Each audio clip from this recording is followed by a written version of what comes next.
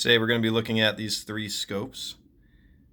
From left to right, we got the Leupold 2-7 by 33. In the center, the Leupold 4-12 by 40. And on the right, the Burris Signature HD 2-10 by 40. On the left, we got the hunt-plex Reticle. In the center, the CDS Tri-MOA. And on the right, it's a ballistic E3 reticle. You can see the item numbers for these three scopes. First thing we notice is that the Burris is a bigger box. It's heavier. And the two Leupold scopes, noticeably much lighter. I have not changed the order of the three scopes from left to right, but I have removed the lids of the boxes. So you can kind of see how these are packaged when they're shipped.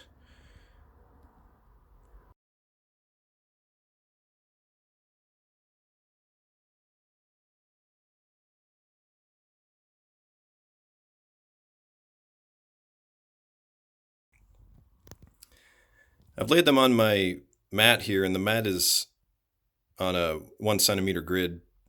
I've also laid a tape measure next to them so we can kind of relate them to the imperial system. First thing that we notice is the Leupold 2-7 is the shortest. The Leupold 4-12 is the longest, and the Burris 2-10 is somewhere in the middle. It's worth mentioning that the Burris is quite a bit heavier. You notice it the moment you pick up the box. It feels a lot heavier than the Leupolds. The other thing about the Burris is it does not have a purple lens. That's often shown in photos. If you're trying to look cool, it's not going to work.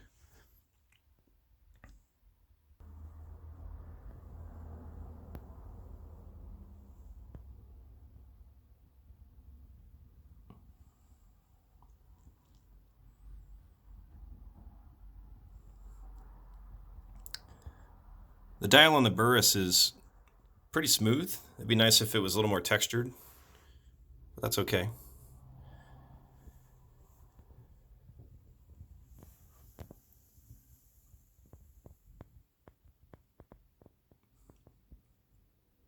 The longer Leupold and the Burris both have adjustable turrets. The Burris in particular, you need to pop the cap up to make an adjustment.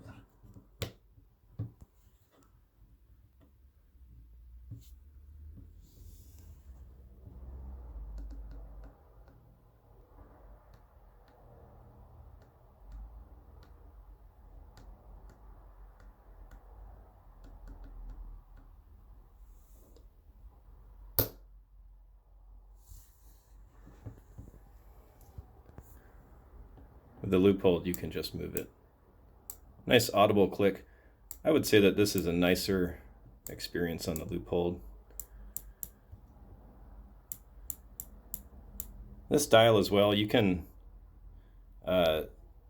send that into Leupold and they will send you a new dial that's calibrated to your specific purpose. However, if you choose not to do that, this is just a standard MOA dial. That's 3 MOA right there. With the 2-7, those are covered turrets, so you don't have the ability to really change those readily.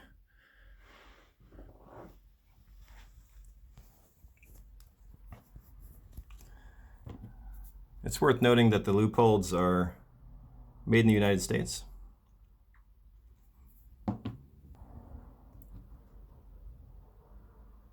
The Burris is made in China.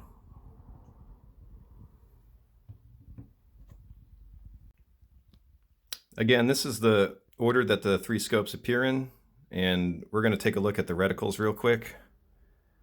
The first one is the Leupold 2-7. So this is the hunt-plex reticle. Let's see if we can get a look at that.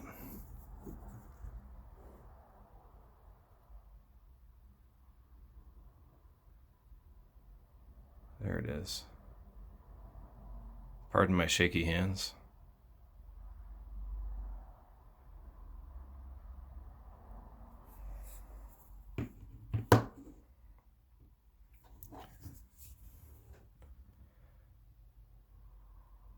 Here's the 4-12.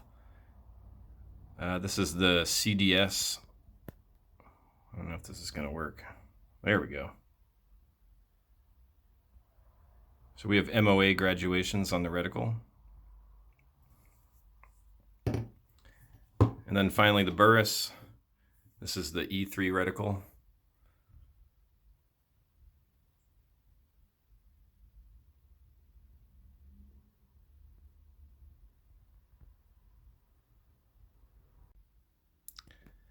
If you wanted to focus the reticle on the Leupolds, there's a lock ring that you need to loosen, like so, and then you can twist the entire eyepiece. This is the case on both of the Leupold scopes. On the Burris, you adjust the reticle by turning this front ring. Let's do some dimension checks. On the left, the Leupold 2-7.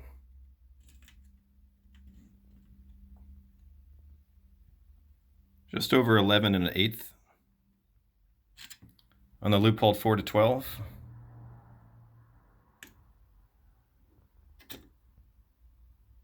12 1/2. And on the Burris 2-10.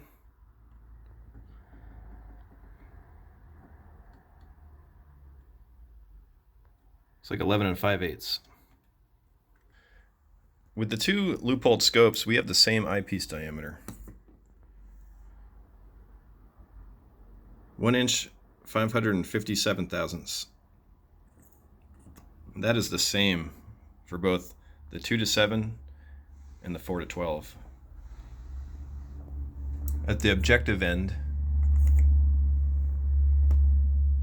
1 inch, 556 thousandths. So for the 2-7, same diameter both ends. But for the Leupold 4-12, we have a bigger objective. 1 inch, 833 thousandths. That makes sense. That is a 40 millimeter objective. The Burris is a bit bigger. Let's start with the eyepiece end. We've got 1 inch, 812 thousandths. Because the focus ring is so big, let's check that too.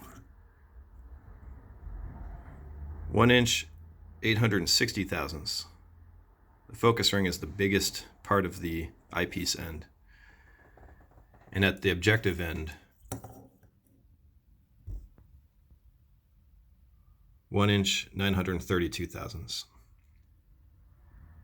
The two Leupolds perhaps have a little bit of a thinner wall at the objective end.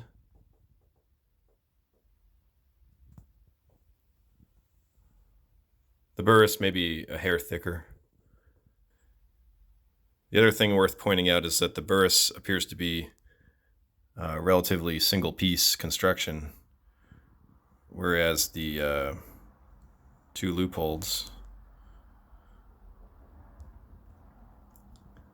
are constructed in more than one piece.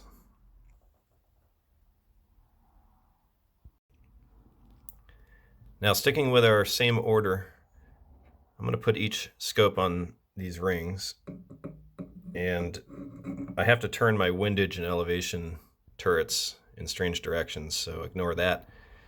But we can see that with the 2-7, we do have clearance, even if it was over the rail on the eyepiece end. And at the objective end, we would also have clearance if that was a continuous rail. Again, these are medium rings. Next, grabbing the Leupold 4-12.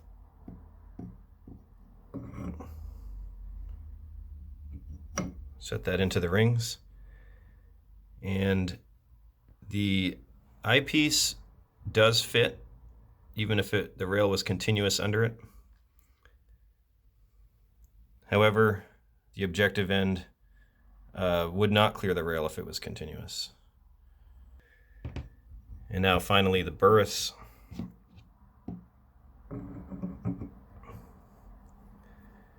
The Burris requires higher rings.